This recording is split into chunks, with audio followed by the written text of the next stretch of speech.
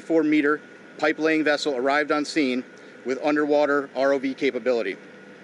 They have rendezvoused with the vessel Polar Prince and commenced an ROV dive at the last known of the position of the Titan and the approximate position of the Titanic wreck. That operation is currently ongoing. Additionally, a Canadian P-3 aircraft is currently conducting a 6-hour search of the area, and several C-130 aircraft and another P-3 are scheduled to fly this afternoon and this evening. The Canadian Coast Guard cutter, or vessel, John Cabot, is scheduled to arrive later this evening, and several other Canadian Coast Guard vessels and the Coast Guard cutter Sycamore are en route. Additionally, the U.S. Coast Guard has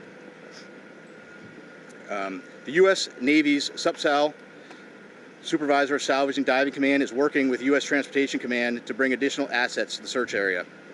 These more capable assets will be staged out of St. John's for further transport to the search area. There are also several private vessels, research vessels with ROV capabilities that are making preparations to join the efforts. So I want to reiterate, this is a very complex search, and the unified team is working around the clock to bring all available assets and expertise to bear as quickly as possible in an effort to solve this very complex problem. We'll continue to provide updates as they become available. And again, our thoughts and prayers are with the crew and the families and their loved ones. We will provide unwavering effort as we continue the search. And I think at this time we'll open it up and take a few questions. Chief,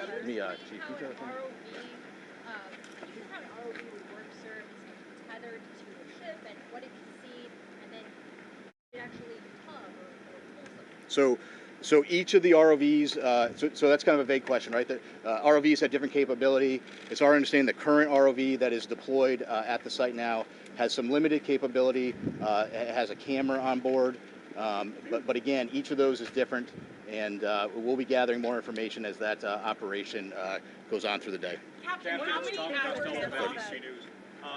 If your submersibles can find this sub, is there any way to retrieve it and save the people on board? Yeah, so right now all of our efforts are focused on finding the sub. What I will tell you is we have a group of our nation's best experts in the Unified Command, and if we get to that point, those experts will be looking at what the next course of action is. Captain, how many hours of oxygen are left that you know of, that you can estimate on the submersible? And does it have to be approved or regulated? So first of all, it's an estimate, right? Because we know from the data we were using as a starting point was 96 hours. We know at this point we're approximately about 41 hours. 41 hours left. Yes, and correct. Does it have to be approved or regulated? Is submersibles that go through anything that you know of?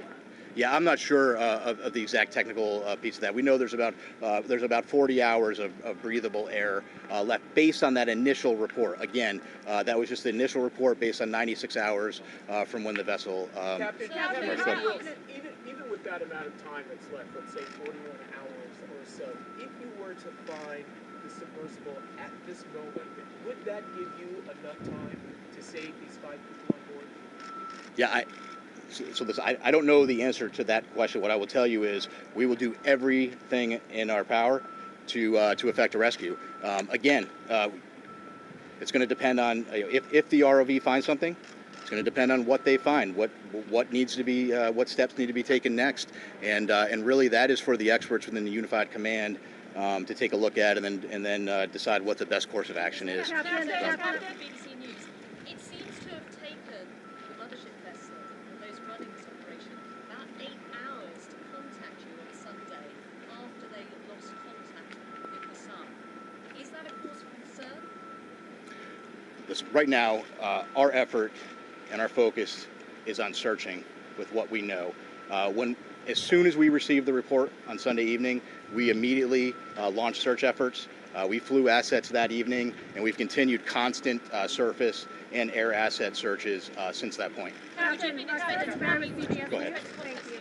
You mentioned that the search operation is very complicated. What are the biggest challenges you're facing? Well, this is a complex search, and it's complex for a variety of reasons.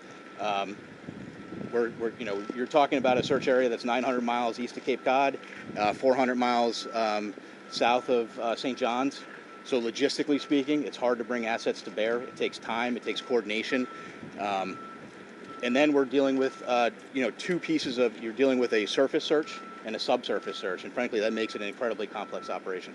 Captain, will the U.S. Navy or the Canadian Navy be able to get salvage equipment on time before the air runs out? Obviously, getting salvage equipment on scene is a top priority.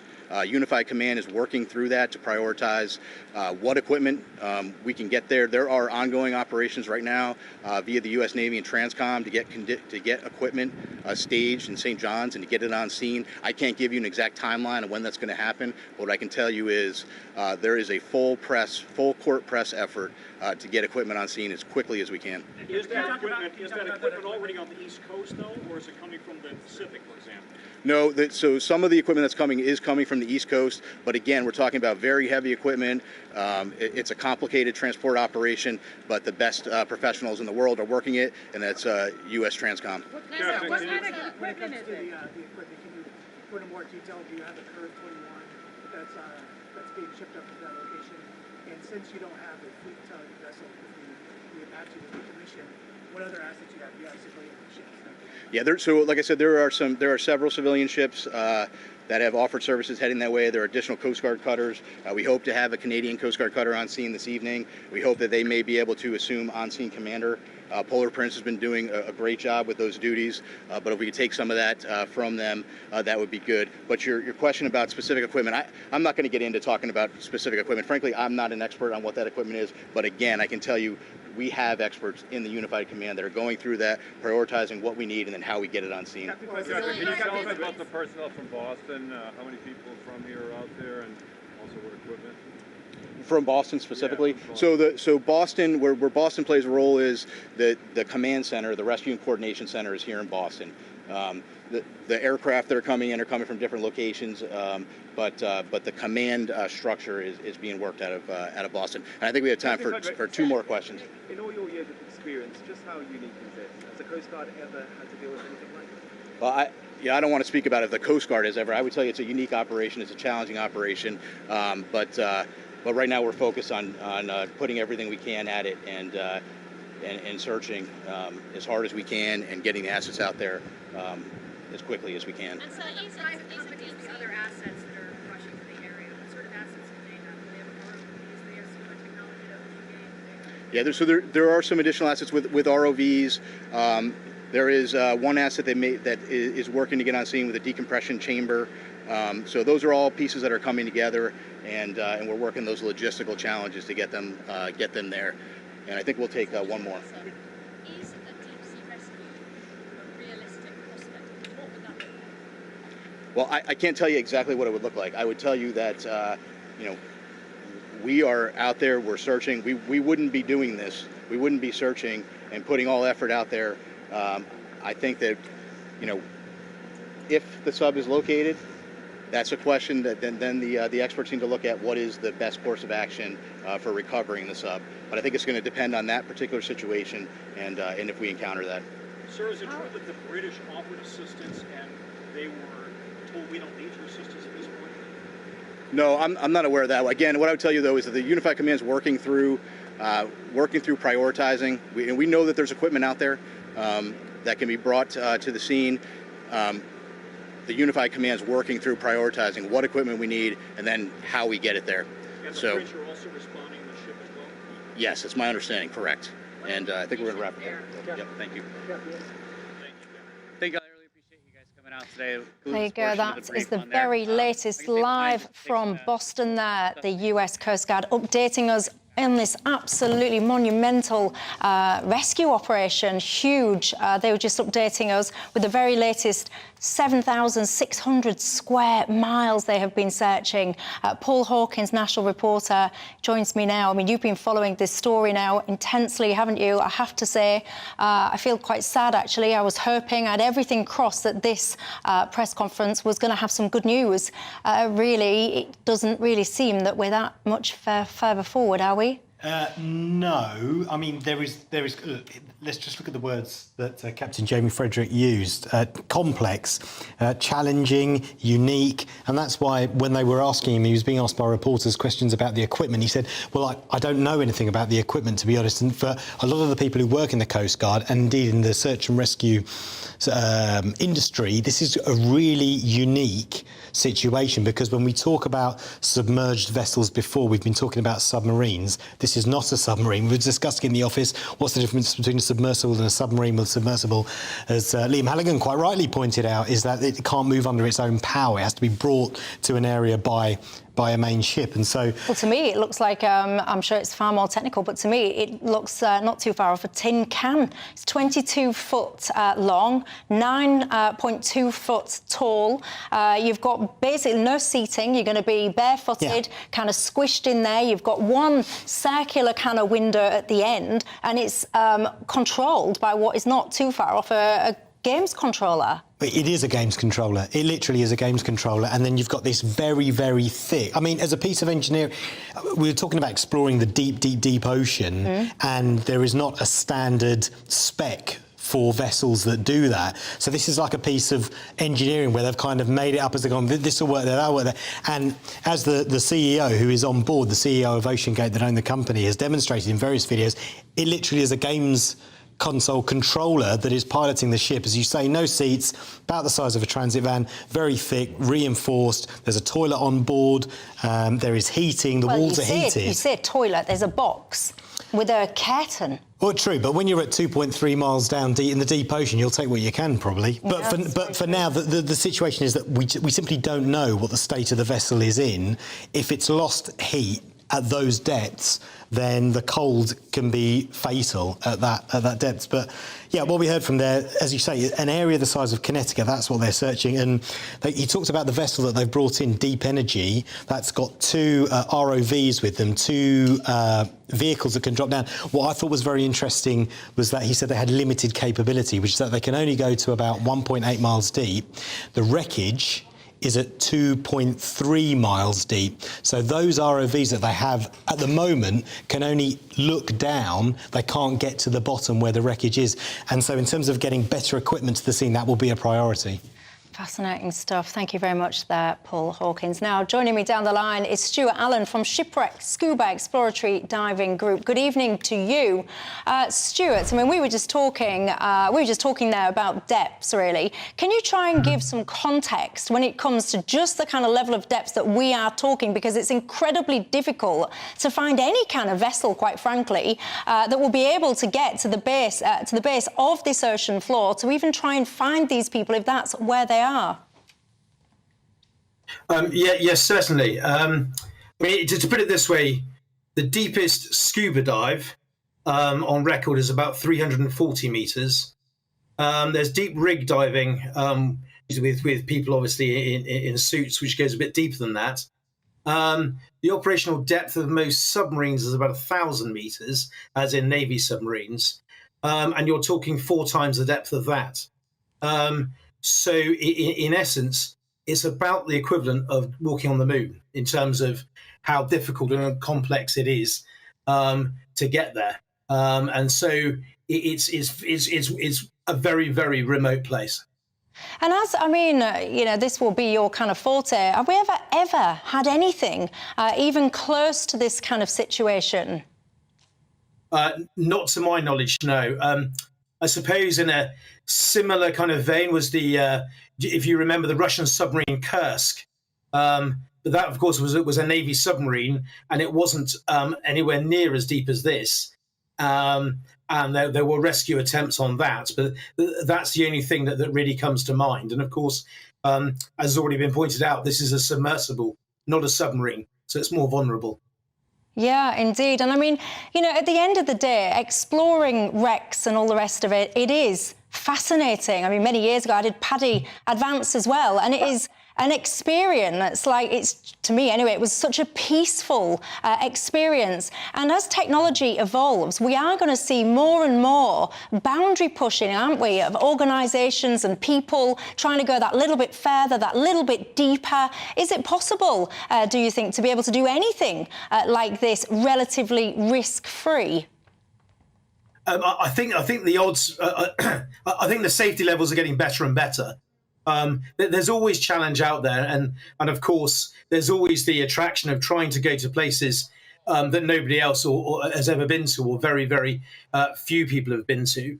And when you couple that with obviously the attraction of the Titanic and all of its history, it's a lure, that's for sure, for people of of all walks of life to try and get there. Whether or not it will ever be completely safe, I doubt, because the deep sea is a hostile place. There's no question about that. Yeah, certainly. Fascinating stuff. For now, thank you very much for your time and your insight. That's Stuart Allen there from Shipwreck Scuba Exploratory Diving Group. Goodness gracious me. So just a recap, there has just been a press conference about this lost vessel. Still no real progress in terms of finding where these people are.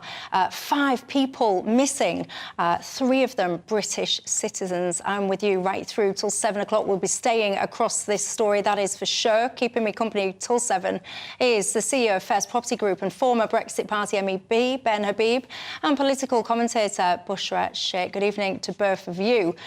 I've got to say, I've been glued, Ben, to this story. I find it absolutely fascinating. I've got quite an intrigue anyway when it comes to shipwrecks. I did a little bit of diving, we're just talking then about the depths of this thing. I mean, the Titanic is 3,800 metres below surface. I mean, I was diving at 30 metres. So was I. Yeah, that gives you a bit of context there. And I'm just so fascinated by that notion of boundary pushing, risk-taking. These people, many of them on board, really are intrepid explorers. They are kind of well versed at what they are doing, but we just got no idea where they are. No, I mean, it's interesting. The Titanic, I think, came to rest about 50 miles from where it sank. So just in itself, that's 50 times 50, 250 square miles. At a bare minimum, you'd have to investigate. And I imagine this submersible is a lot lighter than the Titanic was, so much more prone to being pushed around. They're searching an area the size of Connecticut. It's like looking for a needle in a haystack, isn't it? And they've got 40 hours, basically, in which to do it. It is almost, it is almost a disaster movie unfolding in front of our eyes. Tragic, a tragic story of people who are prepared to push the boundaries. I suppose we'll get more of, what happened and how it all happened after the event. Yeah, and just to recap, the 5 people, I think we've just been showing some of those pictures as well, so we know who it is that we are talking about. You've got Hamish Harding. He is a British businessman.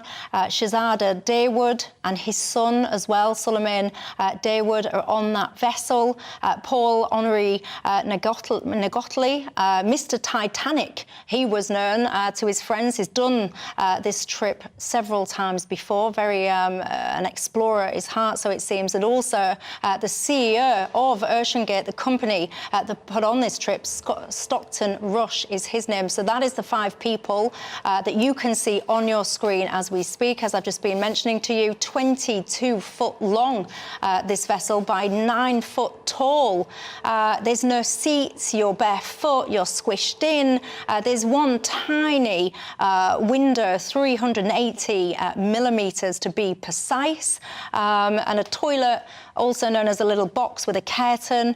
I can't imagine what these guys must be going through, Bushra. I mean, I'm hoping that they are kind of experienced explorers and are staying calm. And we've just been talking then 40 hours of oxygen left. And, I really hope that they stay calm. I'm really hoping that they will be found safe and well. But we just don't know. No, we don't know. And, one thought that came to my mind is that obviously going and embarking on something like this, you would have to know already what the implications or what the risks of this are. So hopefully if they sort of knew that it potentially could happen to them, or this can happen, maybe they are prepared for that. So maybe they are staying calm and they are waiting. But the fact that we know they have 40 more hours of search, or 40 hours, that to me was like a real shocker. Yeah, I mean, it started at 96, but as that Coast Guard press conference was just saying then, that is based on the information as it was. Paul Hawkins, you're still with me. That was based on the information as it was. Yeah, so we just don't know if that is still accurate or not. Yeah, it's from, the oxygen levels somewhere from the low 70s up to 96 hours. So there's a window there, and also it depends how much oxygen they're using, because clearly 3 of the people down there out of those 5 are experienced explorers. Paul-Henri Nagialet, he knows Mr. Titanic, as you said. He first went down there in 1987. He's been down there many times. Hamish Harding has been to the bottom of the Mariana Trench for 36 hours. So they will be used to being in those conditions, and they will be advising the father and son who are down there, Shahzada Darwood and his son Suleiman, to try not... I mean, it must be so difficult to be in such an enclosed space and to have to learn how to breathe and not panic, to try and stretch out that oxygen and not exhale CO2 while you're in that tight, confined space. Oh. It must be absolutely unbearable. The thought of it, honestly, it does. I'm a little bit claustrophobic, I must confess. The thought of it just sends shudders. Now, when you do these kind of trips and tours, because there are a lot of people, actually, that they are fascinated by these kind of scenes. They do want to push those boundaries, as we were talking about a second ago. But actually, the waivers and things like that you have to sign to get onto one of these trips and all the rest of it in the first place, they're pretty intense as well, right? Yeah.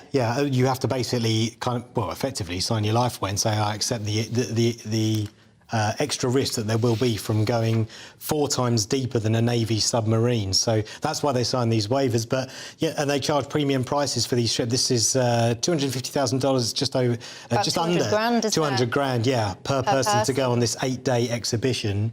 It takes about 8 hours round trip to the bottom and back. About 2 hours is the descent, which is why we think, because they lost communication about 1 hour and 45 minutes into the trip, we think it should be somewhere near the wreck. That's where it should be. The only alternative most experts are saying is it's either near the bottom or it's floated to the surface and they simply haven't spotted yet. And given the area they're searching... And they've got, we've just been hearing anyway, we've got aircraft and all the rest of it out. This is a multi-agency search. This is a huge operation now. Yeah. So you would think if they were kind of bobbing on the surface, so to speak, this vessel, then it would have been picked up by now. Yeah. You know, there's some people saying, Ben, that actually this shouldn't be an industry at all, this whole kind of danger, tourism, whatever you want to call it. Some people are saying it's just not safe enough to be a thing. Well, I mean, I think, you know, everyone has their own level of risk tolerance, and we wouldn't push the boundaries of exploration and scientific discovery if we weren't prepared to take risks. So I'm not sure I entirely agree with that as a blanket sort of assessment. You know, whether you go on it as a recreational trip perhaps is a slightly different question with a different answer. You know, if I were the father of that boy, I don't know how old the boy is. Do we know how old? He's 19. He's 19. Yeah, I mean, you know, 19. 19 as a father, he's still a child, you know, and you'll be looking at your son feeling pretty wretched about the situation. But what I mean, you said as well that you've done a bit of diving. Yeah. I think there is nowhere as peaceful as properly underneath the ocean. I find it such a... you're disconnected from the troubles of the world. I find it so peaceful, so liberating. It is, but huge escapism. Even at 30 metres, I'm sure you'll recall, at 30 metres, you've got to be really careful. When you come back up, you've got to stop, you've got to exhale, yeah, you've got to repressurise. You can get something when you... Well, yeah, that's it. You don't depressurise properly if you rise too quickly.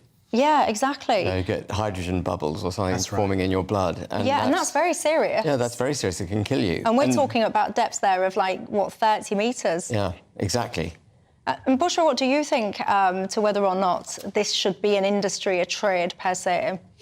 You know what, until they don't risk assess and it's not safe enough, I don't think trips like this and adventures, I call it an adventure, like this should be open to people, just, you know, regardless of how much money you have to spend on it. And I get... Why not? You know...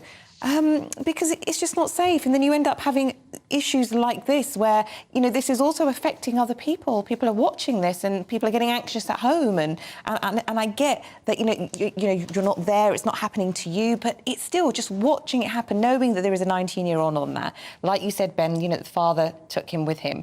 You know, even me as a parent, I'm getting anxious for them. So I'm not sure whether these things should be available just yet until we do know more about it. But then the flip side of this is this was their passion. I mean, we're talking about one of these people being known literally as Mr. Titanic. This is what he loved to do. This was his passion. He was an explorer, not just him. The other people on there as well, explorers. To do something like this with your dad, the trip of a lifetime to see something that you've read about, you've researched, you've watched the movies and all the rest of it.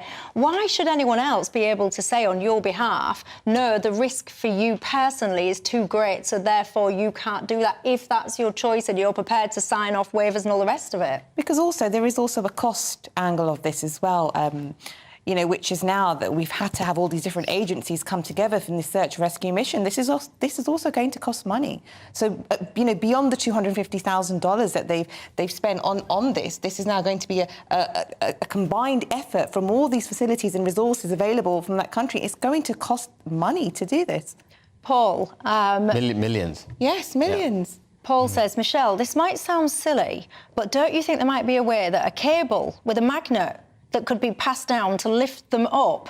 And he says about ships that lay cables. Well, actually, there is a ship, a cable-laying vessel that's helping out at the moment. Yeah. And I'm not really sure that a cable with a magnet on it is going to be the solution. But there is a real question of, it's all well and good, Paul, potentially finding this vessel. That's, you know, great, all well and good. But actually then recovering it and the people in it, how does that happen? Do we know? Which is why Captain Jamie Frederick, he was asked about that, and he said, we're looking at the salvage part once we actually find where it is, because it's all very well looking from above and going, there it is, now we've got to go and get it. So there is a salvage operation that they're looking at, that they're looking to swing into action, and it's interesting actually use the words if they manage to find it, then they will put that salvage operation in place. They've got to get this kind of very specialised equipment then out to sea, and it's hundreds and hundreds of miles out to sea.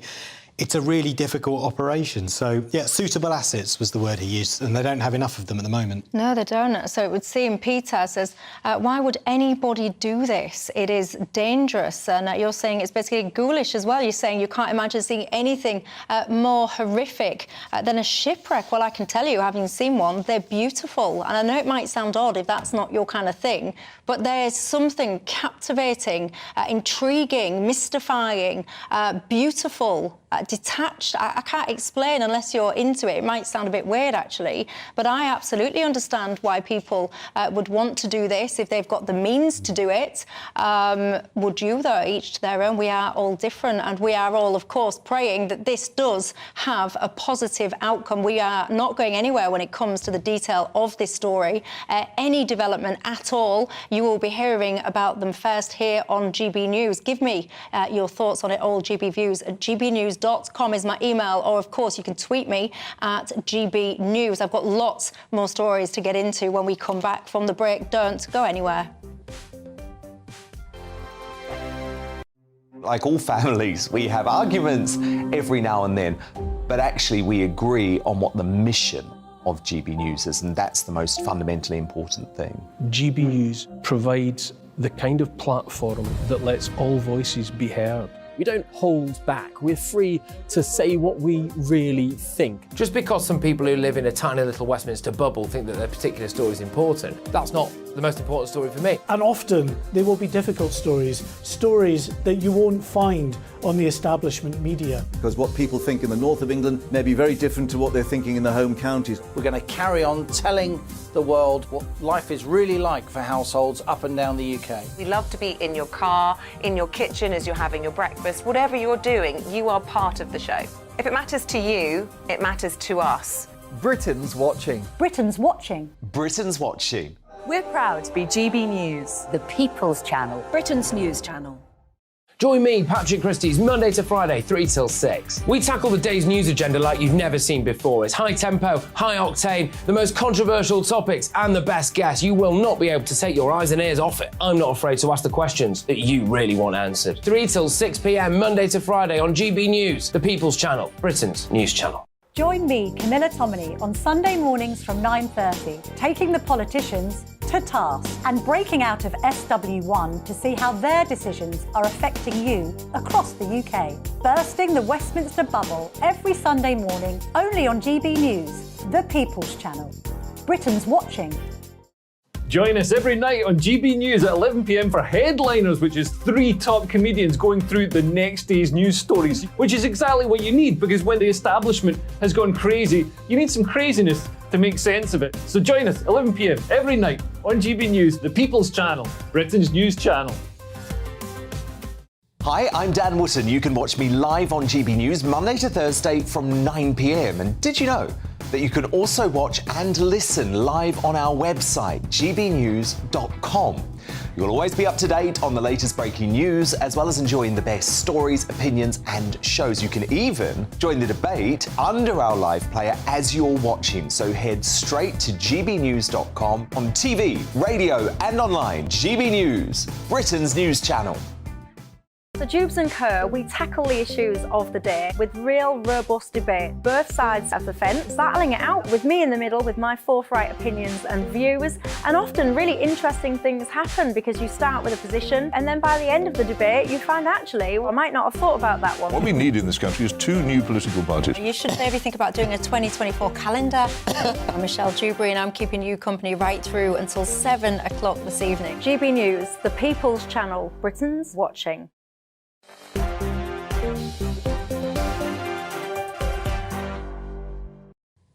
Hello there, welcome back to Dewbs & Co with me, Michelle Dewberry, right through till 7. The CEO of First Property Group and former Brexit Party MEP Ben Habib alongside me, as is political commentator Bushra Sheikh. A lot of people agreeing with you, Bushra, and saying they are absolutely on the same side of the fence of you. They would not go anywhere near anything as risky, quite frankly, as trying to dive down and look at the Titanic. I think a few of you out there, though, would, if you had them. I mean, if you had all the money in the world. Jay says, can you stop going on about it? Who cares? It's their own fault. Really, Jay? If that was your family member who chose to do something that interested them and they were stuck and they were trapped, would you not want anyone to care? I don't know, I wouldn't if it was my family member.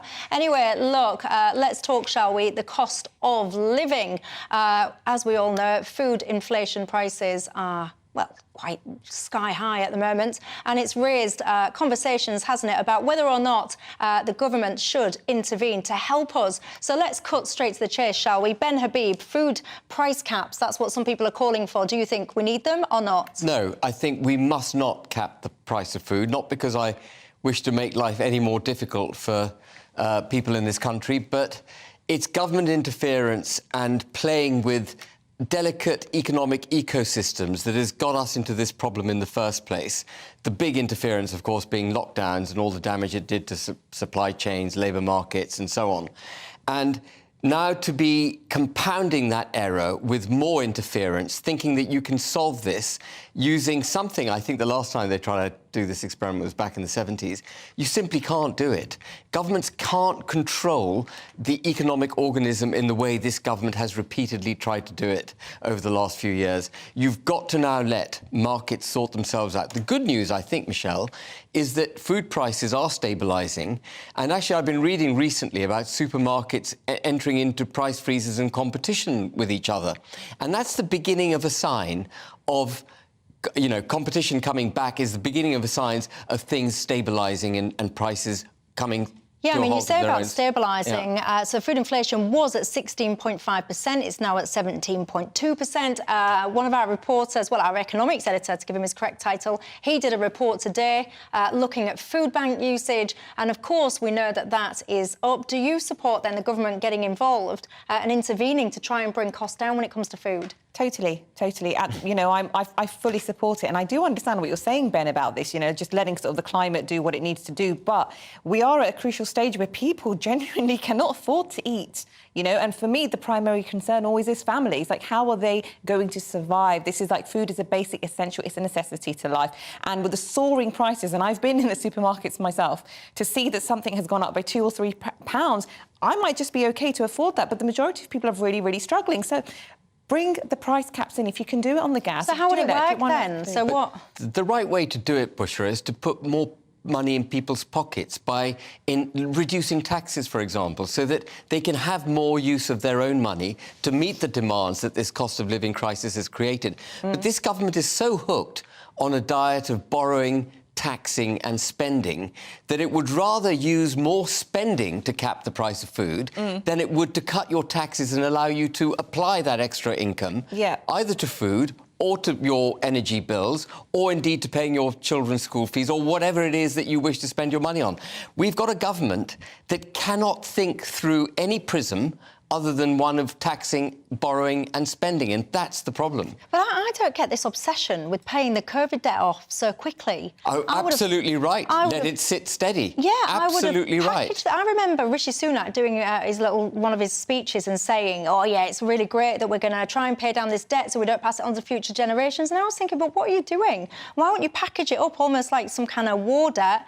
Kick it out into the long grass. I'm not saying ignore it, but kick it out. No, you're package absolutely it up, right. Try and cap some interest rates around it, and then you can start to look at, right, how in the here and now do we let people breathe? Why on earth they are not tinkering with the tax levels is beyond me. I don't know what they're develop doing. the point you've made, which is such a valuable point. Our national debt is over £2 trillion. 850 billion of that, or even slightly more than that, is owned by the Bank of England. The right hand owes money to the left hand. And yet, in this cost of living crisis, the Bank of England was selling government debt, effectively raising the cost of capital as we were going into troubled markets. That's what they did. You know, everyone blames Liz Truss for the mini-budget. The Bank of England was exacerbating the problem by selling government debt at the same time, pushing up the cost of debt. It is absolutely daft. What they should do is precisely what you said, is stay steady, left hand owes money to the right, no one's losing anything, and wait for the markets and the economy to recover. Well, Rishi Sunak, if you're watching it and you want an economic strategist, I'm here, I'm available. Bushra, right, when we talk about the government intervening, I am a capitalist, I do believe in free markets, but I also think there are a lot of greedy operatives going on at the moment, a lot of people that actually, I would say quite shamefully, and I know it's contradictory to me being a capitalist, but I think a lot of people are deliberately, for greed reasons, inflating prices now, and I think it's wrong.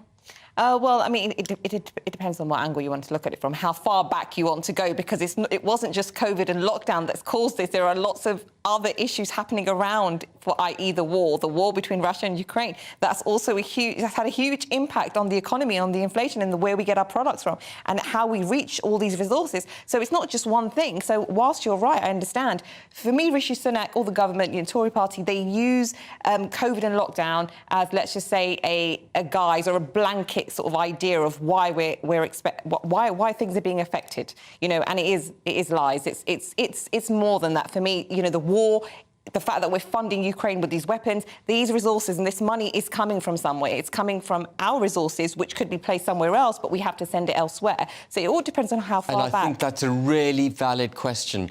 The money we spent 2.3 billion last year in Ukraine. We've made a commitment of another 2.3 billion. That's nearly 5 billion. That's 1% off the basic rate of tax. So we can find money for that, but we can't find money for our own people. Do you know, I won't make any friends when I make my final point on this Ukraine thing, but I think because the UK really led the way in terms of how much money we were spending. We were the ones that was first in really kind of showering huge amounts of cash. And I suspect a part of this was Boris Johnson trying to bolster his personal reputation because things weren't going too well with him here domestically in the UK. Let me know what you think to that. But price caps, would you support that? Do you think it is a government intervention that's essential? Do you think we've got a little bit hooked, quite frankly, on suckling the government's teats? I do, thanks to the whole kind of failover thing. But maybe you think that the time is now. Maybe time's simply just too tight.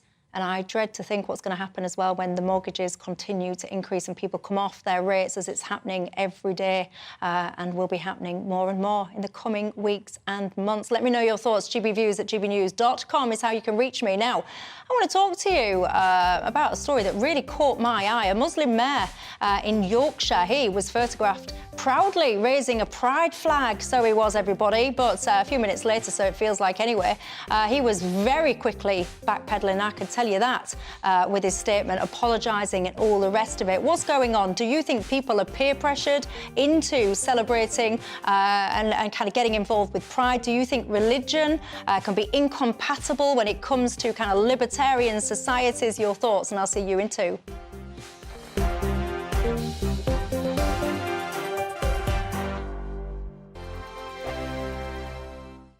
I joined GB News because I was sick and tired of not hearing my views being represented, not just mine, but so many people that I knew and spoke to. I just couldn't get my voice out there. I couldn't say anything. I couldn't do anything. Whatever the narrative was, I kind of had to follow it. GB News is there to provide a voice for those who have been ignored by the establishment media. We think different things, we've got a different style. GB News is here to be optimistic and positive about the future. It's real kind of dynamic and flowing, with the audience very much at the heart of it, like a big family.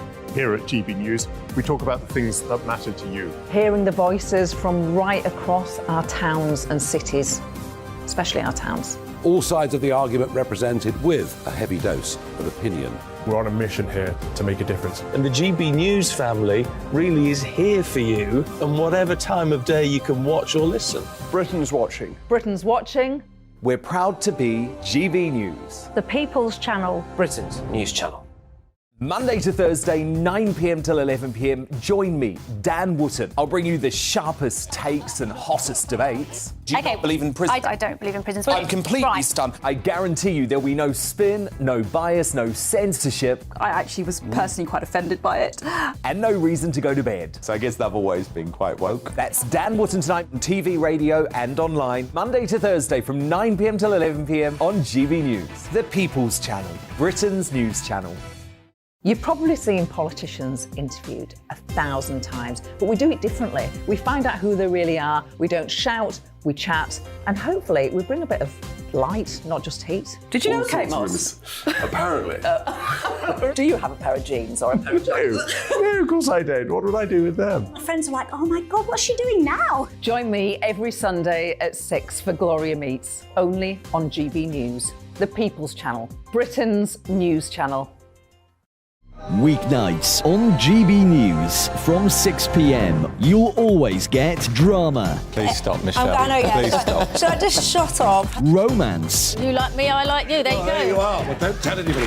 Adventure. Etc. That's the whole point. But And action. Sergeant, read my superstar panel that are already at it. They're fighting. It's going to be quite a show. Only on GB News. Britain's watching. In a world of dull and predictable radio and TV shows. Oh, hi. On Mark Dolan tonight, we've got big guests. We drill into the big stories of the day. The show adds up to a brilliant listening and viewing experience. Mark Dolan Tonight is the most entertaining current affairs show ever, and that's a fact. That's Mark Dolan Tonight, Fridays from 8, Saturday and Sunday from 9. Only on GB News, the People's Channel, Britain's news channel.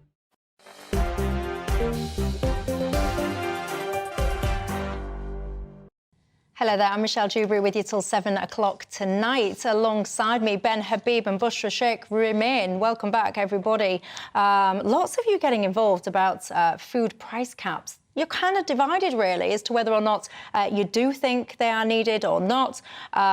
John, you're saying as well about that greedflation thing, that what you want to see is an investigation into certain markets to see whether or not there is indeed blatant profiteering, exploiting over and above what is acceptable. But that is a key question, though, isn't it? What is acceptable? Because what some people would think is a reasonable profit margin, someone else would say they won't get out of bed for that level of profit. So that one will continue to divide us. That is for sure. Now, something caught my eye earlier today, so it did. A Conservative mayor has resigned after being labelled homophobic when he apologised for attending a council LGBTQ+ Pride event. Mohammed Nazim, the mayor of Keighley in West Yorkshire, said in his Facebook post that Pride contradicts his personal religious beliefs and that it was a lapse of judgment to attend the raising of a progress flag. I've got to say, his statement goes on and on and on and on and on. And when I was reading it, I thought, if I didn't know the context of this, I would think this fella was it's almost like he's murdered someone. I read it, and some of the language, I wholeheartedly apologise. He goes on that he's repented for his sin kind of thing. It's a bit weird and a little bit over the top, if you ask me. What do you make to it? Well, I mean, contrary to what people want to say, you know, he did something which was kind of against his principles as a Muslim. You know, he was supporting and contributing, I guess, to Pride Month, which totally contradicts what we believe as like Muslims. So for him to have done that, of course, he's going to be apologetic because you would have upset a lot of his community. So let me square this circle then. So if you're a practicing Muslim, am I right? Yeah, Muslim? Yeah. So if you have got a religion of faith or whatever that says to you, right, so we are against or not in favour of whatever the right terminology is, LGBTQ plus, whatever the saying is, how is that compatible then with being able to work in public office? OK, so these are two different questions. So the first thing is that when it comes to working in public office and working as a councillor, government, MP, etc., you are going to find yourself having to decide whether you're going to not go with your values and your principles and which of those things is more important to you. And that is really difficult. That's why a lot of Muslims do find it very tricky to go and work in those environments, because if they're very, very strict, they're never, ever going to do something that's going to be against that. You know, I've spoken to people who will say that I will not do anything that's going to go against my principles because I'm a principled person. Therefore, there are certain avenues that you can't explore. But then that, to me, would make it incompatible then with going into... I mean, I don't know if I'm missing something here, but if your job is as a public servant, councillor, mayor, whatever, the role is irrelevant, and you're there to represent your constituencies, your constituents, surely then representing all of them, whatever their sexuality, whatever their race, faith, whatever, that is part of your job, isn't it? Of course it's part of your job. And, I mean, I'm not into Pride Month. I'm not into LGBTQ plus being celebrated for an entire month. But having said that, what I find quite interesting about this story is the vast majority of people who would promote minority rights, such as LGBTQ plus, are the same kind of people who would promote the rights of Muslims to have their own private worship and you know, do as they would wish to do. And here you've got a mayor that's crossed that boundary. He's stood up for LGBTQ plus minority rights and then found that he's alienated his own constituency in his borough. And what I find quite frightening about the story is how one minority, in this case Muslims, have shut him down. And I mean, you know, it's absolutely, I think, stands the test of cursory scrutiny that if he'd said the same thing, you know, if he'd been criticised by Christians, he would never have had that repentant apology the way that he did. And there is something about Islam, there's something about that minority that does cow people who criticise it. And even now, as I say this... Is that fair? Yeah, it's fair. It's fair. And I'd say it's fair to say, but it's also very true. And I think it's very right for people to criticise things. It's a religion. Yeah. For Muslims, it's the word of God, and they have boundaries. We have boundaries. We have lines. And if you don't criticise something that is a principle, that means it's not really a principle to begin with. So they should be prepared to have it challenged and have the debate. Absolutely. Yeah. And the thing is, when we talk about Pride Month and we're talking about LGBTQI and, you know, the rest of that, nobody actually knows what that is anymore, you see, because it encompasses so many different elements of the community. And I think we need to clarify that first. So you've got the trans movement, you know, you've got being gay, and Muslims... And they're two totally different things. And they're so different. Yeah. And the thing is, with having a belief or any kind of system or trying to live your life, the key thing to understand is not to impose that on anybody else. What we're finding with the trans movement, let's just say that, it is an imposition at the moment. We're finding that you cannot go anywhere unless it's rammed down your throats, and that's not what anyone should be doing of any community. But then, I don't know, if I've got a viewer watching perhaps that's gay, whatever, they'll be watching this now and saying, well, hang on a second, I'm not Muslim, I'm not Christian or whatever, so the belief system of whatever religion it is, Christianity, Islam, whatever, why is that relevant to me? Why should that person feel like they are in the wrong or should be shamed or whatever it is for their belief system, just because there's a different belief system out there? Yeah, I don't think anybody should be shamed. I think the issue always happens is when you have the imposition of it being put onto you by force. I think the really important point, if I may say so, that you've made, Bushra, is that these debates are taken not in order to facilitate further debate and to recognise other people's rights to do as they wish. These arguments are made to suppress opinion, to control.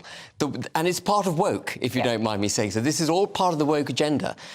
ostensibly promote minority rights, to shut down debate so that you can deliver your political ideology, whatever that is. And Sadiq Khan, who's also Muslim, does this incredibly well. Yeah. He's always wrapping himself in a pride flag, isn't he? So I don't know how Sadiq feels about that. Maybe he'll come on the show and explain. You see, when I read deeply this apology statement that was published by this mayor, I wholeheartedly apologise for my participation in the flag-raising ceremony, as it contradicts my personal religious beliefs, as many of you are aware. I want to emphasise that I've also personally repented for this error, reflected deeply on the consequences of my actions, and looking back, I should have respectfully declined the request at the time. And it goes on and it goes on about... He's been shut down. But it goes I mean, on it does about... seem a little bit too much, doesn't it? It seems like it's a little bit over the top, so I'm not too sure what he was thinking. I hope that people can find it within their hearts to forgive me for this lapse of judgment. I understand the distress that my actions have caused. So the question he has to answer now is he anti-LGBTQ plus rights? Because that apology, effectively, is denouncing what he had previously stood for. Yeah. And there's the idiocy in this whole woke thing. You've now got two minority interests going head-to-head against each other, both of which don't like being shut down. Well, I'm going to leave you to ponder that question this evening. It can be your homework tonight. Is religion compatible with the direction of travel in Western society? It's all very liberal now, isn't it? Everyone can be anything, do anything, and all the rest of it. Is there a contradiction? And if so, would that rule you out, or should it, from serving in public office? I don't suspect that debate will be solved anytime soon. We'll revisit it, I am sure of that. But for now, Bushra, thank you for your time and your company, a new face. Thank you. And thank you, of course, Ben Habib, as always. Thank you also to you guys at home. I'm sorry I couldn't bring you more positive news about that rescue effort, which we started with. We'll be staying across that as a channel, and when something does happen, you can be sure that you'll hear it here first. But for now, do not go anywhere. Nigel Farage is up next. I'll see you tomorrow. Hello, it's Aidan McGivern here with the GB News forecast from the Met Office. If you've been affected by any of today's showers, well, they will ease through the evening with clear spells developing overnight, but further showers expected on Thursday before more widely sunshine and higher temperatures at the end of the week. Low pressure at the moment has brought areas of rain and showers across many parts of the UK. One system clears the east of Scotland, pushing into Orkney and Shetland overnight, but only as outbreaks of mainly light rain. Showers elsewhere tend to disappear, although a few will keep going across western Scotland, Northern Ireland as well. Parts of Wales perhaps seeing the odd shower overnight, but otherwise clear spells. A fresher night, I think, compared with recent nights, but still warmer than average, with temperatures staying at 14-15 Celsius in the south, 12 to 13 further north. We're soon seeing those showers develop once again across Scotland and Northern Ireland on Wednesday morning, and then central and western parts of England as well as Wales. Once again, these showers will be highly localised. In some places, there'll be downpour after downpour with some hail and lightning. Other places will stay dry and avoid the showers, particularly towards the southeast, where temperatures will reach 27 or 28 Celsius, but fairly widely across the UK, low to mid-20s are expected away from any downpours. Showers will only keep going until about 8 or 9 p.m. and then clear spells and dry for many overnight, but it stays mild with temperatures up and down the country largely holding up in the teens and perhaps a degree or so higher compared with the forthcoming night. And so it looks like it's going to be a fairly muggy one once again, but widely sunny skies as we start off Thursday. And for many, it will stay that way into the afternoon. However, some clouds will bubble up once again, especially for parts of East Wales, into the Midlands, towards the southeast of England, and one or two for northern England. But for much of Scotland, Northern Ireland, southern parts of England, it stays dry through the day on Thursday. Dry again on Friday, but more unsettled in the northwest later. First and foremost, I'm a GB News fan, and I was before I was working here. Just love the fact that we're asking the questions that a lot of establishment media won't ask. With a bit of a twist, we not only want to inform you, but we want to keep you entertained. It's worth the drive because you get in and the team's all ready and waiting, they're itching to go, and it's a proper little family. GB News is the people's channel. It's the audience that makes the programme sing. We're giving our viewers and our listeners a voice. I see the thousands of your letters, tweets, emails, you name it, coming in. Britain is broken. How on earth did we get into this mess? But more importantly, how do we get out of it? The establishment had their chance. Now we're here to represent you. It's time for something different. It's time for GB News. I'm very patriotic. I believe in Britain. Our best days lie ahead. Britain's watching. Britain's watching. Join us here on GB News. The People's Channel. Britain's news channel. I'm Andrew Doyle. Join me at 7 o'clock every Sunday night for Free Speech Nation, the show where I tackle the week's biggest stories in politics and current affairs with the help of my 2 comedian panellists and a variety of special guests. Free Speech Nation, Sunday nights from 7 on GB News, the People's Channel, Britain's news channel. Nightmare commute? Kick it up a gear with me, Patrick Christie's, at drive time, 3 till 6 p.m, Monday to Friday on GB News Radio. You can listen online and on DAB+, on the smart speaker app, and on the GB News app. And if you've got an Alexa, all you have to say is, Alexa, play GB News. We're also on TuneIn and the Radio Player apps. From the school run to rush hour, get revved up with me, Patrick Christie's, on GB News and GB News Radio. What you get for breakfast is something that, if we do our jobs right, you will wake up to news that you didn't know the night before. It's a conversation. It's not just me and Eamon. We want to get to know you, and we want you to get to know us. From 6 is Breakfast with Eamon and Isabel. Monday to Thursdays on GB News, Britain's news channel. Westminster is going around in ever-decreasing circles, followed by the media. Britain is broken. How on earth did we get into this mess? But more importantly, how do we get out of it?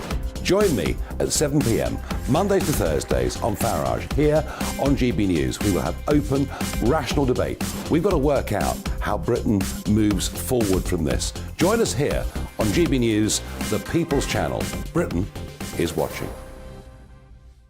Every Sunday from 11, join Michael Portillo. There will be topical discussion, looking at the week before and the week to come. So kick back and relax at 11 a.m. on Sundays on GB News with me, Michael Portillo. GB News, the People's Channel, Britain's news channel.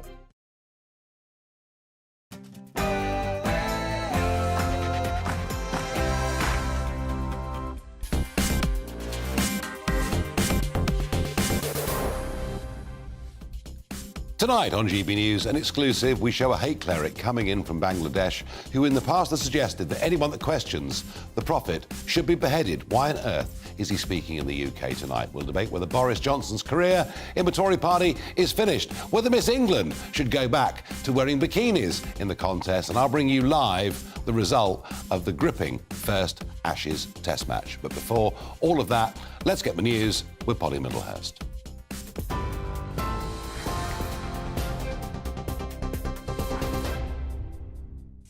Nigel, thank you. Good afternoon. Well, our top story tonight on GB News is that 5 people inside a missing submersible in the North Atlantic Ocean have around 40 hours oxygen left.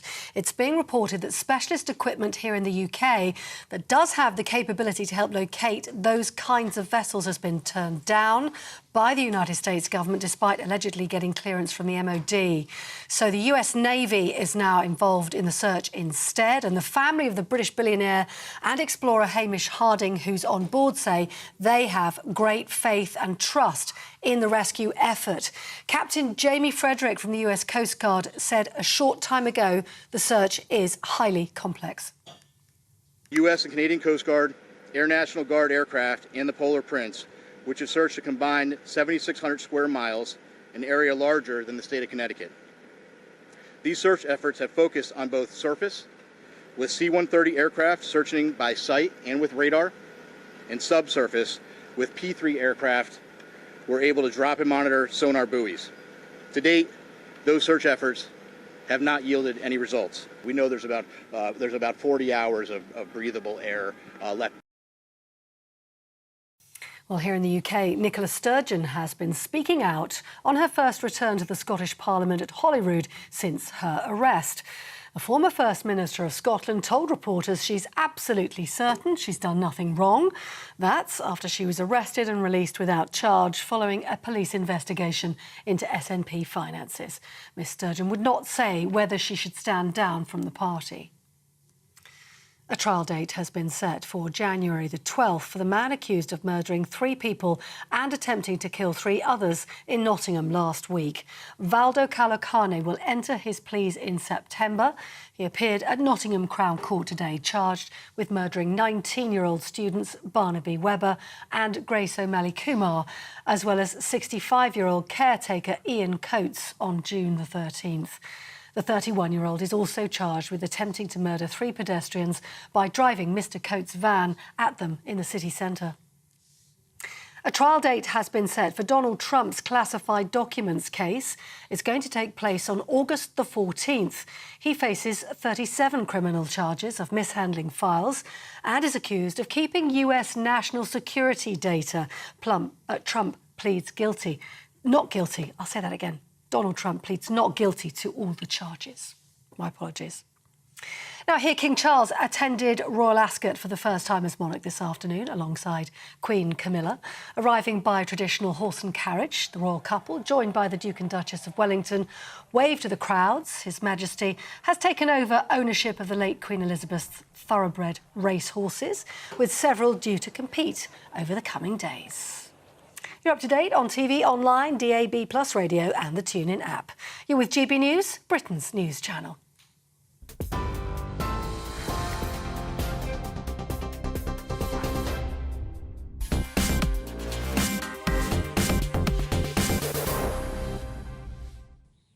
Every day I get people email into my website, my own website, nfarage.com. Hundreds of you email me, and sometimes you say, this is a story that you should be covering on GB News or elsewhere. And every now and again, there's one that really is a little bit special. What we got overnight was a message that a preacher, who I think we could probably quite safely call a hate preacher, from Bangladesh, was coming to the United Kingdom. Let me show you a little clip of Ina Abbasi talking about the 9/11 attacks. এশিয়ার সিংহগুলো কত বড় মুমিন Maslak ভিন্ন ইসলামের মূলে তো এক বেটা মৌলবী 50 বছর সাধনা করেও লাদেন আর মোল্লা ওমরের জুতা বহনের যোগ্যতা তোমার হবে না Well, I think that fairly safely qualifies as being hate speech. He's also said in the past that anyone that questions the Prophet Muhammad should be beheaded. And yet, he's coming to the United Kingdom. He's doing several speeches in this country. He's come from Bangladesh. Isn't it odd? People like Laura Southern, a Canadian Conservative, get banned from coming into this country. Geert Wilders, who was an elected member of the Dutch Parliament, gets banned from coming into this country. Yet this man is here and free to tour and spread these messages. Tonight, I ask, is the Home Office asleep at the wheel? Let me know what you think. farage@gbnews.com. Well, I'm joined now by Charlie Peters, our GB News Investigates reporter. Charlie, this one looks pretty shocking. Absolutely. I mean, we've seen the clip there of him praising the 9/11 terrorists, describing them as brave lions, and going on also to apply great praise to Osama bin Laden, saying that his followers are not worthy to carry his shoes. That, I think, as a standalone comment, should almost certainly block you from visiting Britain, certainly from giving several lectures. And he's speaking tonight in Birmingham, right now, we believe. But also we have reports that he spoke 2 days ago in Nottingham and is due to speak in London tomorrow night. So this is a speaking tour. Now, it's being hosted by a TV channel called Ion TV. They're not broadcasting the event. They are an Ofcom regulated channel. But they did confirm to GB News over the phone that he would be speaking tonight. When we put the comments to them, saying, what do you make of these comments here? Other comments made, such as, describing the Queen's Young Leaders programme as evil and describing Ahmadi Muslims, a persecuted sect within the Islamic faith, as kafir, who need to be beheaded. So extreme comments. We put it to this Ion TV channel. They said, they weren't aware of them, saying that he was an extremely popular preacher. But indeed, when we looked him up, we found plenty. If you're a TV channel with a Sky channel, and you've got this guy coming as your guest, why wouldn't you broadcast? Yes, indeed. And when we spoke to the venue as well, we contacted the venue in Birmingham that's hosting Mr Abbasi tonight. They also claimed they weren't aware of his comments and actually told us that he was putting on a kind message to introduce the next generation of Islamic followers into his kind rhetoric ahead of certain Muslim holidays. Now, of course, what we've heard certainly does not replicate a message of kindness. I mentioned Laura Southern, the Canadian Conservative. I mentioned Geert Wilders, very controversial, but an elected, member of the Dutch Parliament, and with many members in the European Parliament as well. I've asked the question of our audience, is the Home Office asleep at the wheel? Could it be they don't know about this man? Or is it more likely they're just turning a blind eye? In recent years, they have banned Islamists from arriving. Theresa May, under her premiership, we saw Zakir Naik was blocked. He was a scholar, but also a hate preacher. And we also had another scholar blocked in 2021 from arriving from Qatar, flying from Doha. So we do know that the Home Office has, in recent years, made these steps for radical Islamists in particular. But clearly, there are so many of these speakers that Britain has had to block over the last decade or so that it must be a struggle to keep up with it. Let's for once be generous to the Home Office. I mean, it's a first. There was always a first on this programme. Have we written to them, Charlie? Are we looking for answers very quickly from them? But they gave a very brief statement to say that extremism has no place in our society, adding that we work closely with law enforcement, local communities and international partners to tackle groups and individuals who sow division and hatred. It was a very brief response and did not address any of the individual comments that Dr. Abbasi had made that we had brought out to them. Well, and John Speller, the MP, Labour MP, has been very outspoken on this. Yes, he wants to know why the Home Office has missed it. How can we have situations where other Islamists have been blocked? And this extremely popular preacher, and it is important to note that this preacher is extremely popular. Dr. Abbasi has huge crowds following him in Bangladesh, and clearly some supporters in the Bengali community in Britain, clearly enough to put on a speaking tour. So this former Labour Defence Minister asked, are the Home Office aware of this, or are they asleep at the wheel? John Speller, Charlie, you and I, we're all asking the same question. It could be that the Home Office didn't know, in which case we will forgive them. But please, when we raise a very specific point, raised by a GB News viewer, and thank you for doing that, don't ignore us anymore, or we'll be back on this case tomorrow. It's your job in the Home Office to keep hate preachers out. I expect between now and 7 o'clock tomorrow for some action to be taken. Charlie, thank you very much indeed. Now, a fortnight ago, I said, as the newspapers were full of speculation about when would Boris's comeback be, I said I thought he was finished. And last night, by any measure, after the attempted revolution that he tried to promote within the Conservative Party, ended in humiliation. I think it was only 7 members of Parliament voting with Boris Johnson against the recommendations of the Privileges Committee. Even Jacob Rees-Mogg, who takes over from me in 45 minutes, and I'll ask him why, even Jacob abstained. I wonder, is Boris now finished as a Conservative political figure? Well, Philip Blond is a former advisor to David Cameron and very much part of that Conservative set. I was pretty bearish about Boris's chances a couple of weeks ago. It seemed to me not only, Philip, had he lost the confidence of his own parliamentary party, but when you look at the polling in the country, he's about as popular as Prince Andrew. Yes, and it doesn't get much lower than that. Look, I think sometimes conventional wisdom is right, and conventional wisdom would have that he's finished. I think he's wildly unpopular in the country, but I think most striking is that he's unpopular in his own parliamentary party, and nobody will But to be fair, stand. he never was popular amongst the parliamentary party. He wasn't. If you go back to early 2019, he'd voted twice against Mrs May's deal, then at third time of asking voted for it. Neither wing of the party seemed to like him in those days. Yeah, but people didn't have to like him to back him because they thought he was a winner. I think, though, we live in an era where things are only going to get more polarised, more crises. So I think it would be a mistake to wholly count him out. He basically withdrew from the process and left to preserve his political capital. So he has an idea that he's not out. What, you mean he ran away? Well, in his own... his whole kind of appeal rests on the idea he's always a winner. So in his own mind, he withdrew from the contest that he thought he would lose. Remember when he went for the leadership, Gove was going to turn up, didn't. He pulled out because he didn't think he could win. So he's preserving that idea. The interesting thing is that Boris lost because basically he didn't understand what happened in the 2019 election.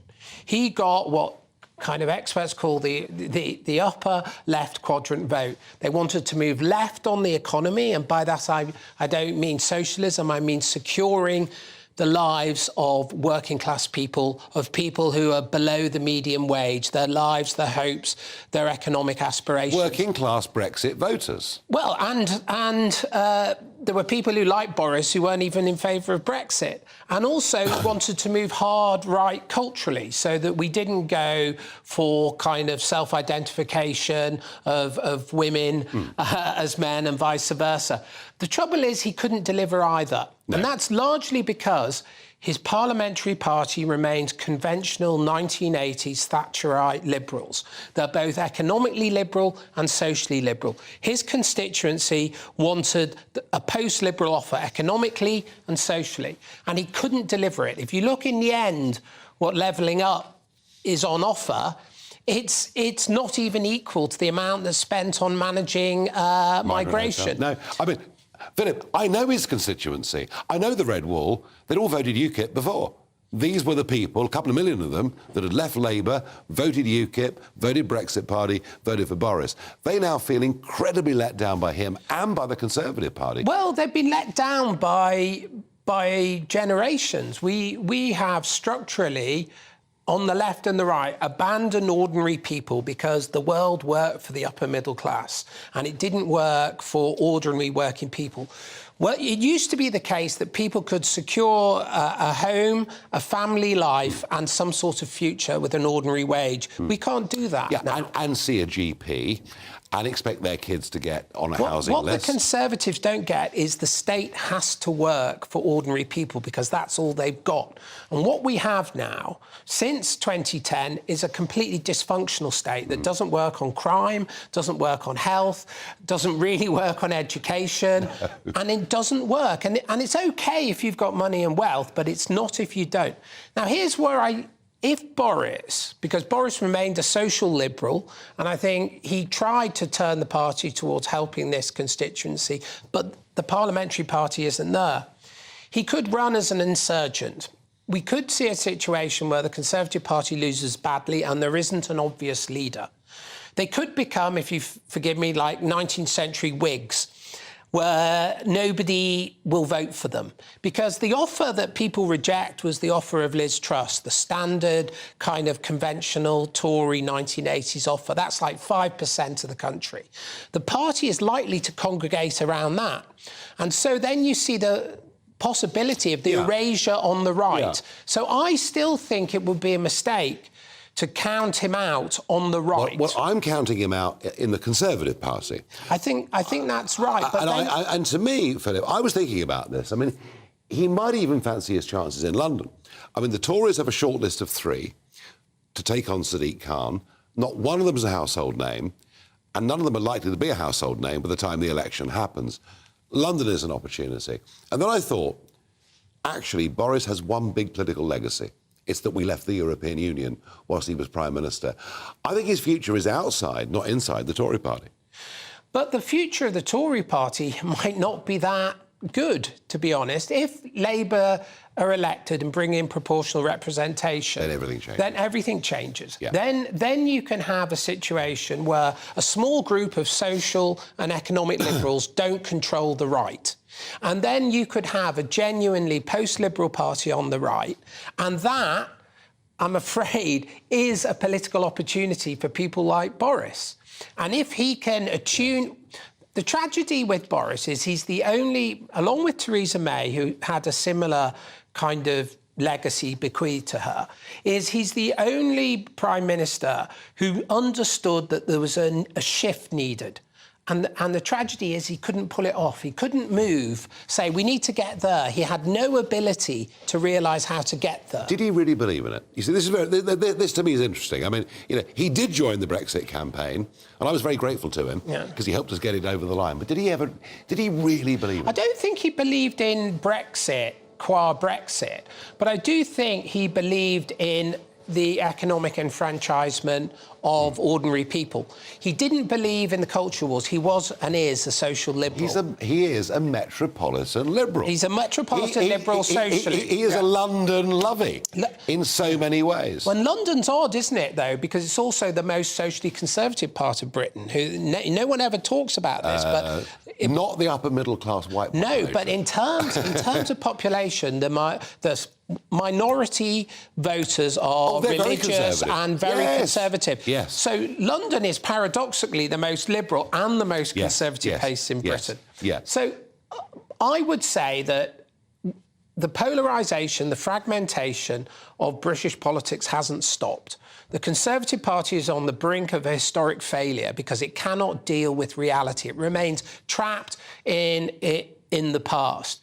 If we get Labour and if we get proportional representation, everything changes. Yes. Well, I tell you what, I might get involved again if we get proportional representation, and it would be a very, very different world. And I wonder, final thought on that. There are some that think that PR would give us a permanent, the Daily Mail, for example, would give us a permanent centre-left majority. And yet, looking at the Brexit result in a referendum, that's not guaranteed at all, is it? I don't think it is guaranteed. And I think that we are splitting down the middle like America. I was speaking to somebody who knows American politics very well, and they rate Trump's chances against Biden as better than the last time, which again is against conventional wisdom. Look, the situation for ordinary people in this country isn't going to get any better. We haven't solved the productivity crisis, so therefore we don't have the money to support people. And that goes back arguably even before the financial crisis. All of our governing classes have conventional ideas that have failed and will continue to fail. Therefore, the chances of breakup, fragmentation and entropy are very much on the cards. I agree with you, Philip Blond. Thank you very much indeed. And the earthquake that was Brexit, what we're seeing really are still the aftershocks. And I agree with Philip Blond. I think in the next 5 years we could see some very, very major changes. Now, in a moment, we're going to talk mortgages. Of course we are. Ordinary folk suffering, massive squeeze on buy-to-let, because that's now become a disaster. We'll ask in a moment, how bad is the mortgage crisis going to get?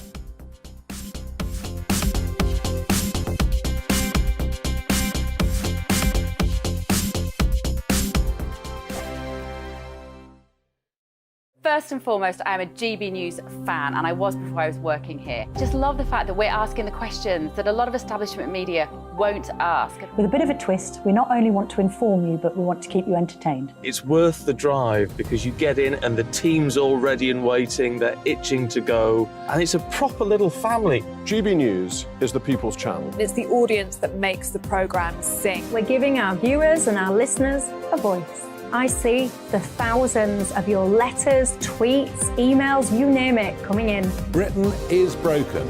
How on earth did we get into this mess? But more importantly, how do we get out of it? The establishment had their chance. Now we're here to represent you. It's time for something different.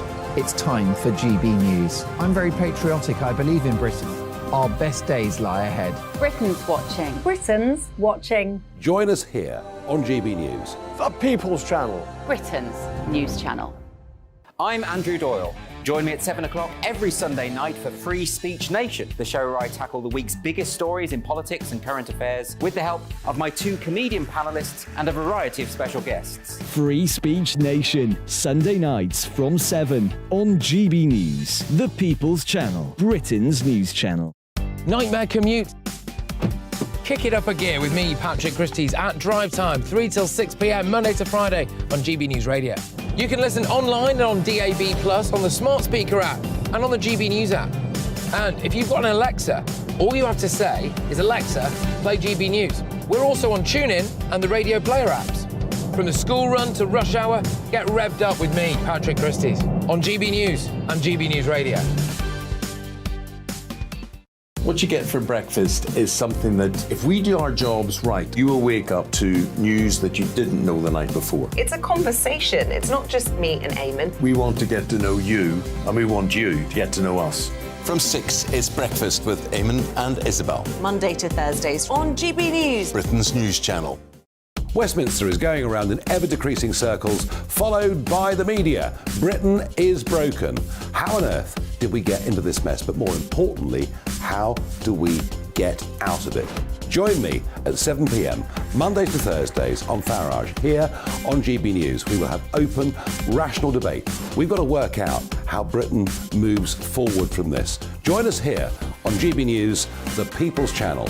Britain is watching.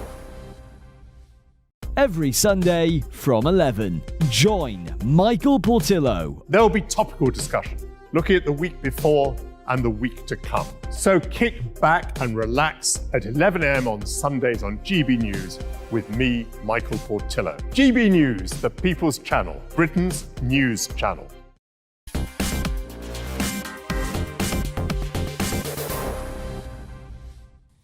Well, it's happened. Australia have won the first Ashes test, and they've won it at 7:15 on the 5th day of the test match. I have a feeling, with 4 test matches to go, and they'll all be crammed in between now and the end of July, that this could well be 2005 all over again. Remember that? When the Ashes cricket literally gripped the country. And this is an amazing contest between 2 teams that are very equally matched. Yes, I'm a bit gutted that Australia won when I thought we probably would, but I tell you what, Lords next week is going to be absolutely epic, and luckily for me, I'll be there. Now, I asked you in the light of this hate preacher that's come in from Bangladesh, is the Home Office asleep at the wheel? Some of your thoughts. Stuart says, no, not asleep, compliant and accommodating. Another says, no, that would imply they are not meaning to allow this to continue. This is deliberate. Goodness gracious me. Kevin says, it isn't just the hate preacher is a problem. Most of the attendees will be extremist in their view too. There'll be similar individuals all over the country. And one viewer says, I think they're in a coma. Well, there is great worry around these subjects, and I have to say, I think they are very much under broadcast on the other so-called mainstream channels. Now, mortgages are becoming a very, very real problem. For the first time in many, many years, those with a mortgage are seeing dramatic increases in their monthly repayments. There is, of course, an upside to this, and that is that savers are now getting a return on their cash money. I think what's really happening is we're returning to normality. Normality is an interest rate of 3 or 4 or 5%. We've been through 2 decades of almost zero interest rates. I don't believe that's benefited us one little bit. But now we are where we are, and a lot of people are facing very real problems in the short term. Well, Ben Beadle is Chief Executive of the National Landlords Association. And Ben, let's start with your sector. A lot of people over the last few years have got into the buy-to-let market. Now, some would argue they were speculators, but there is now a real problem, isn't there? Because if you've borrowed money to buy a house to let it, you can't write off the mortgage against the income. So what's going to happen? Evening, Nigel. Well, you're right, and we've spoken about this on this show before, haven't we? This mortgage problem comes at a monumental time for the sector, where we've not only got mortgages to worry about, but we have the inability to offset our full mortgage interest against our tax returns. We have the threat of regulation. We have the threat of energy, and there will be people, like you said at the outset, who are looking across at the rates they can get at the bank and thinking, crikey, I'm not going to be kicked from pillar to post and I'll get a quiet life. I might consider that. And that's bad news for everybody. Yeah, I think it is. And more generally, I mean, for those people who've taken out mortgages, kind of, unless you're 40 years old, you can't really remember when mortgages were expensive. I mean, how big a crisis, Ben, do you think we're headed for? Well, I think it's going to depend what happens in a couple of days' time when we're due another review of the base rate. And I think that direction of travel is pretty much well trailed. The only way is up, it feels, to coin my favourite 80s classic. But I think the Bank of England are suggesting that the rates are going to stay high for some time, and that is going to be very problematic because, landlords and property owners don't really have anywhere else to go. We've seen rents at fairly record highs for the past decade, since the past 10 years. And that's having a devastating impact on not just renters, but also the private rented sector as a whole, where we don't have enough homes to start with. And it is a real cataclysmic crisis in the making. It is, and yet, Ben, I made the point earlier that actually I think we are returning to normality after a 2-decade aberration, but that takes a huge amount of adjustment. I also wonder, David Cameron, George Osborne were really, really keen to push, to get new buyers into the market. Help to Buy, the big government initiative. People who didn't really have the money to buy houses were given some help to do it. And I'm guessing a lot of those people are going to be very seriously debt-trapped now. Yeah, I think that's right. But it's also, I'm at pains to stress that bear in mind that stress testing has been in for the past 6 or 7 years. And that was kind of geared against a crisis such as these so that people would be able to ride it out. But you're absolutely right. Those sort of encouragements around, 0% mortgages, and we saw or zero deposit mortgages rather, and we saw a few weeks or so ago those being reintroduced. That doesn't seem to be the best time. What we need to see is actually a resetting of the tax system. We need to make it more beneficial to bring your home to the market and to make sure that people do have the right sort of homes in the right sort of places. And that's also a problem in itself. Yeah, but of course, the reality of this, I was talking last night in the southeast about the huge number of houses being built in Sussex and Kent at the moment, and now we've got water shortages and all the problems that go along with that. At the minute, we're building about 180,000 homes a year. It's nowhere near enough to ease any of this crisis, is it? No, it's not. And it's also, there are different types of crisis, because there will be people that are looking at this, Nigel, and thinking, oh, well, that's good. Landlords are selling. That's going to free up homes for first-time buyers. Well, we don't have enough homes in the private rented sector anyway. Rents are at a record high, as I said, for the past 10 years. We have a crisis of confidence. So it's all well and good to shuffle the pack. But if you're reducing one sector or robbing Peter to pay Paul, actually, that's in nobody's interest, because you do need a vibrant private rented sector to turn Gen Rent into Gen Buy. Yeah, final thought. It's very odd. Here we are on the verge of the 13th rate rise, consecutive rate rise, yet the Eurozone is now in recession, but we're still overheating with inflation. What would you say, Ben, to the Bank of England ahead of their meeting? Would you say freeze or would you say raise? Well, given the direction of travel is for a low inflationary environment, I don't think that what anybody says is going to wash. I suspect the interest rates will go up. It's a question of by how much, whether it's 0.25 or 0.5. But I do think the government needs to take action to help renters and to help homeowners. It's no point calling in mortgage lenders for a talking shop. We need to see hard action, and we need to see tax breaks as soon as possible. So tax breaks as opposed to bailouts, yeah? Yeah, absolutely, because bear in mind, George Osborne changed these tax breaks for landlords a few years ago, and this is exacerbating the crisis. It's not a giveaway, it's simply being able to offset your legitimate business expense off your income. Simple.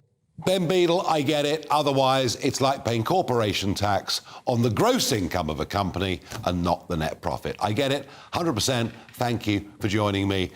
Folks, the housing crisis will get worse, I'm afraid. Now, in a moment, this is extraordinary.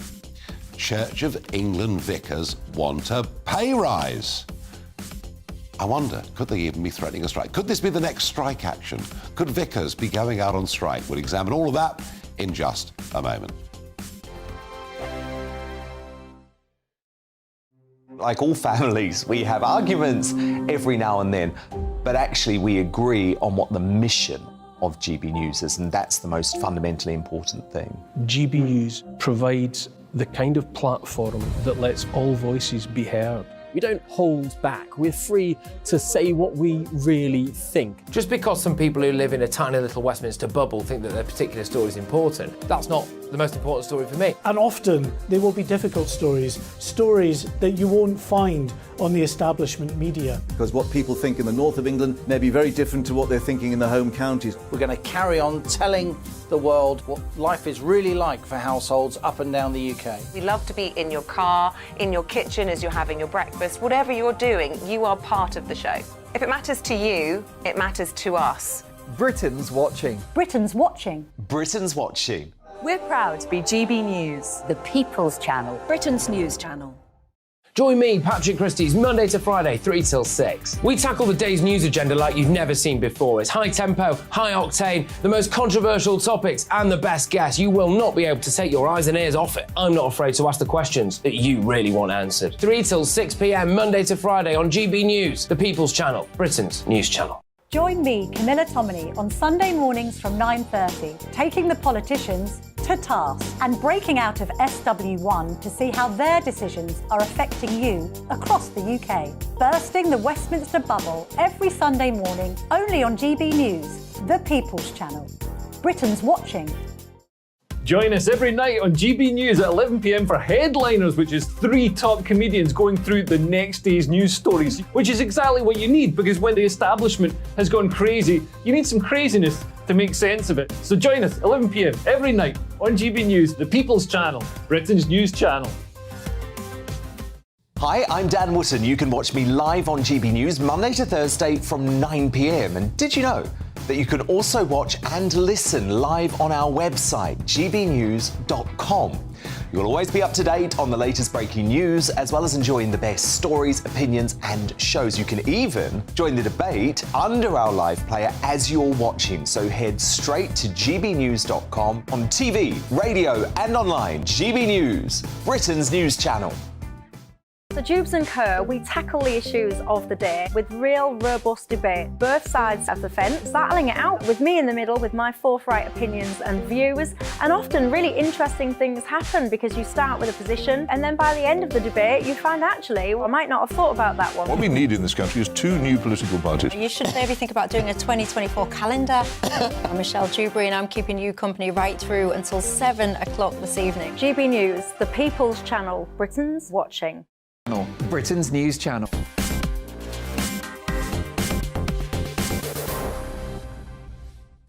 So Church of England vicars are demanding a pay rise because they want to keep up with the cost of living crisis. Now, we hear this, of course, from all sorts of different sectors, and nobody for one moment would pretend that vicars were well paid. But I think it is the first time we've actually seen vicars demanding a pay rise. Well, joining me to discuss that and much more is Dr. Ian Poole, Associate Minister at St Nick's Church in Nottingham.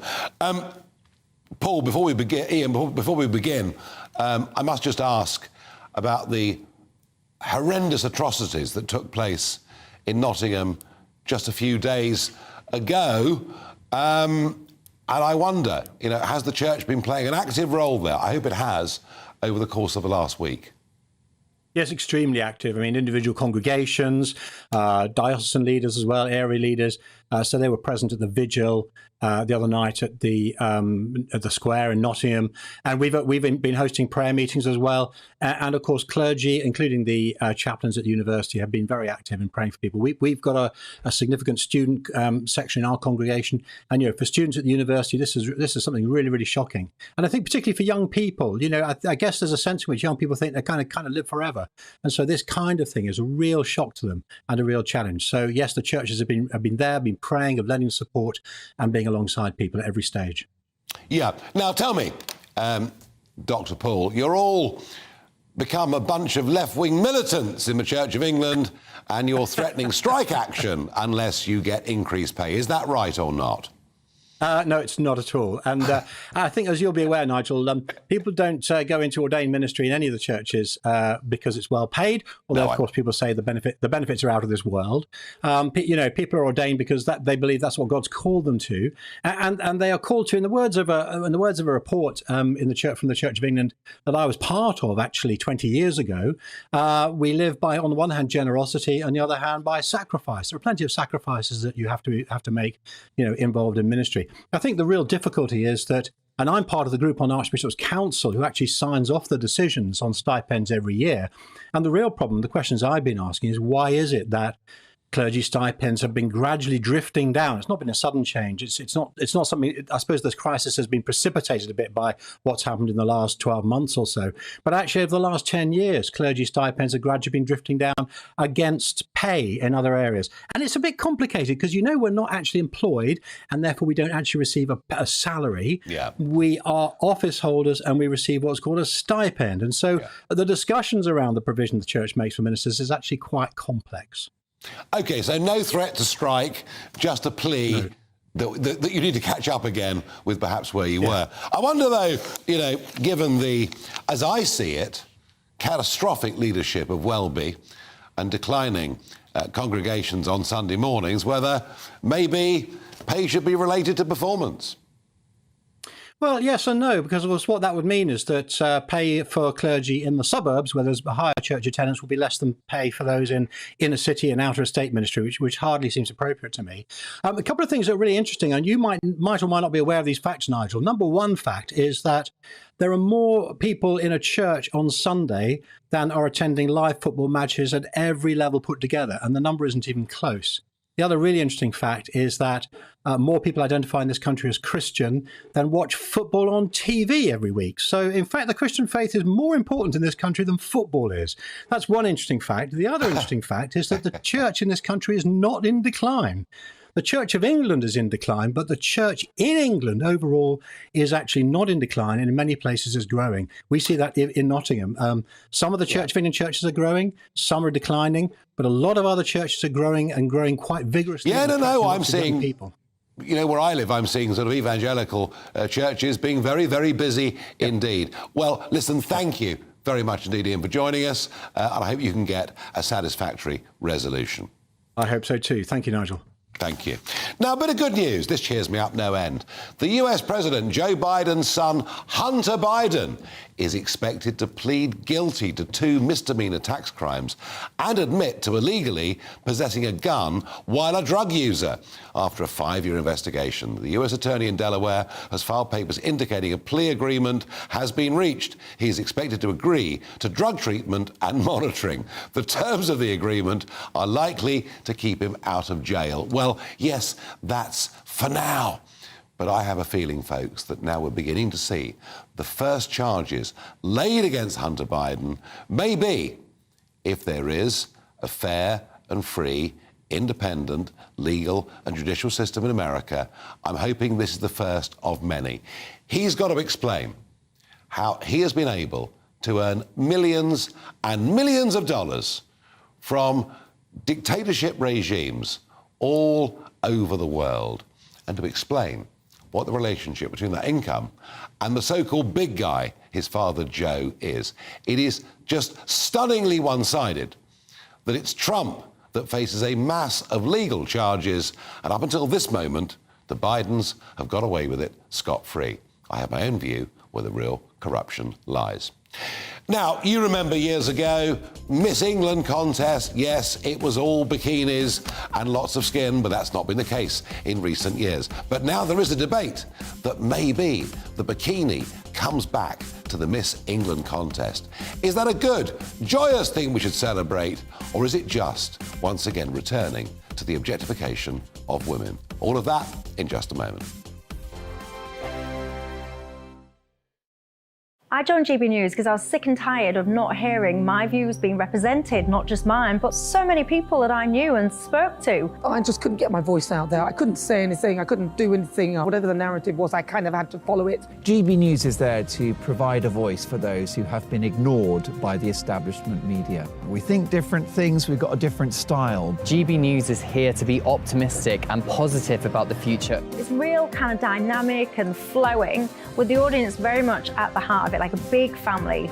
Here at GB News, we talk about the things that matter to you. Hearing the voices from right across our towns and cities, especially our towns. All sides of the argument represented with a heavy dose of opinion.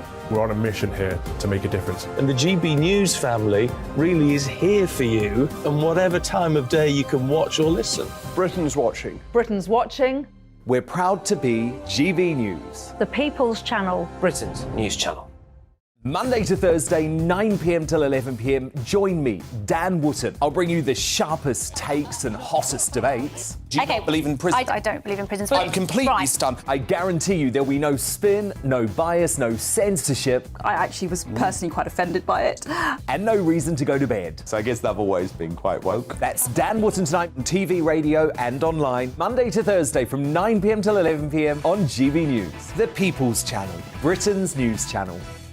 You've probably seen politicians interviewed 1,000 times, but we do it differently. We find out who they really are, we don't shout, we chat, and hopefully we bring a bit of light, not just heat. Did you know All Kate sorts of Moss? Apparently. Do you have a pair of jeans or a pair of jeans? No, of course I don't. What would I do with them? My friends are like, oh my God, what's she doing now? Join me every Sunday at 6 for Gloria Meets, only on GB News, the People's Channel, Britain's news channel. Weeknights on GB News from 6 p.m. You'll always get drama. Please stop, Michelle. I know, yeah. Please stop. Should I just shut up? Romance. You like me, I like you. There you go. There you are. Well, don't tell anybody. Adventure. Da-da-da-da-dum, etc. That's the whole point. But bomb. And action. Sergeant Reed, my superstar panel, they're already at it. They're fighting. It's going to be quite a show. Only on GB News. Britain's watching. In a world of dull and predictable radio and TV shows. Oh, hi. On Mark Dolan tonight, we've got big guests. We drill into the big stories of the day. The show adds up to a brilliant listening and viewing experience. Mark Dolan Tonight is the most entertaining current affairs show ever, and that's a fact. That's Mark Dolan Tonight, Fridays from 8, Saturday and Sunday from 9. Only on GB News, the People's Channel, Britain's news channel.